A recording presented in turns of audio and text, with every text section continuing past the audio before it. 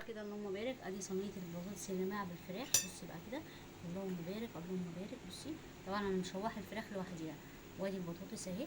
بصي اهي كده يا جماعه، يعني دي كده مش مهريه ولا اي حاجه وما شاء الله اللهم بارك. بعد كده حطيتها خدت شوايه، قلبتها يمين وشمال عشان تاخد معايا ايه شوايه. بصوا كده اهي، قلبتها يمين وشمال فخدت ايه من الصلصه على الوش على الكلام ده كله. بصي ادي الصينيه عملنا معاها ايه، حبه رز شعريه. تمام اللهم بارك.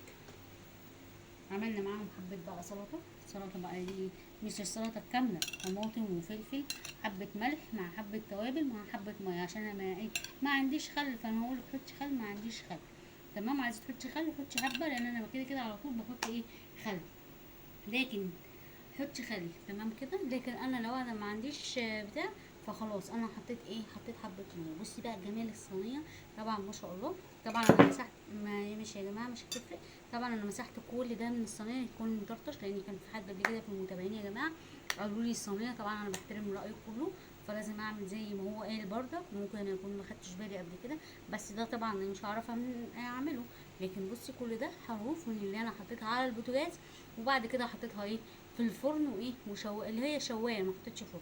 فلازم امسح والكلام ده كله، وخدت رايه واحترامه ومفيش مشكله عندي. يعني ايه يعني اي تعليق بيجي على الماسنجر خاص انا ما بزعلش منه، او حتى لو كتابه في الكومنت ما بي ايه يعني لازم احترم الراي عادي، مفيش مشكله. وخدت برايه ومسحت. طبعا هي سخنه جدا مولعه النار، مسحتها بمناديل عادي مفيش اي مشكله يا جماعه. بصي بقى صينيه وشكلها عامل ازاي. طبعا انا ايه مرضيتش احطها في اطباق عشان اوريكم منظر الصينيه يا جماعه، الشكل لما إيه خلص. يعني بصي كده هتلاقي برضك تحتيها البطاطس اهي يا جماعه، البطاطس اهي. طبعا البصل مع